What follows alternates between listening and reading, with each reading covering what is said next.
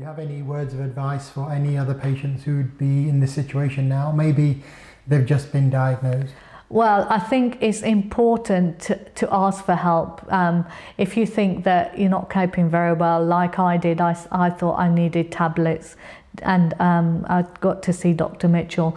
But I would advise you right from the onset to speak to your oncologist or registrar and say that you would like to be able to speak to somebody, because there is a facility there, and I think it's not well advertised, to be honest with you, and it is a very good facility that you need to take the offer to use, because just by talking to somebody that knows just helps. And then obviously through the diaries that are made, the cancer stories, it just gives you a bit of an insight that yes, you are going through these processes, but this is what, not everyone goes through it, but different people have different cancers, but the generics are the same. You go through, emotionally go through the same feelings. I mean, at first I was quite numb. I had lots of visitors come in and I just sat there just feeling numb because I didn't know what to do. And I didn't know how I was going to cope. But I have, and a year down the line, I've managed to overcome that.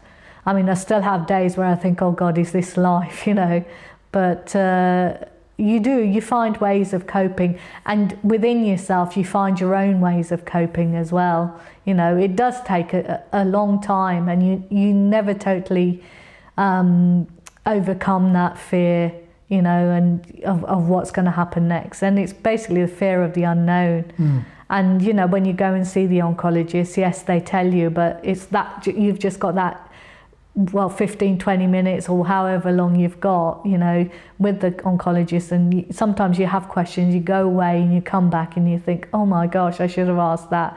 But then sometimes you think, oh God, do I sound really stupid asking all these questions? Because I remember I went for my second consultation with my Dr. Bianju, and I took my brother with me, and he said to me, you sounded so nervous, and I didn't know what you wanted to know. I said, well, I had to ask those questions because those are the questions that I wanted answers to, and it may sound stupid, but the simplest thing could put your mind at ease, So ask lots of questions, I would say, and because if you don't ask, you won't get the answers. So, Have you come across any resources that you didn't know were there initially that were valuable?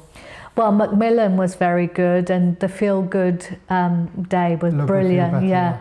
That is a really brilliant day to go out on, because it just uplifts yourself. The wig service at the Macmillan Centre at the Leicester Royal Infirmary, they're really good as well. And obviously I've just started going to the support groups through psycho-oncology with Heather, and I've only been to one so far, but they're proved to be quite inspirational, let's say. And it gives you an idea of what other people are going through, and just makes you feel maybe your problems aren't as big as they may seem.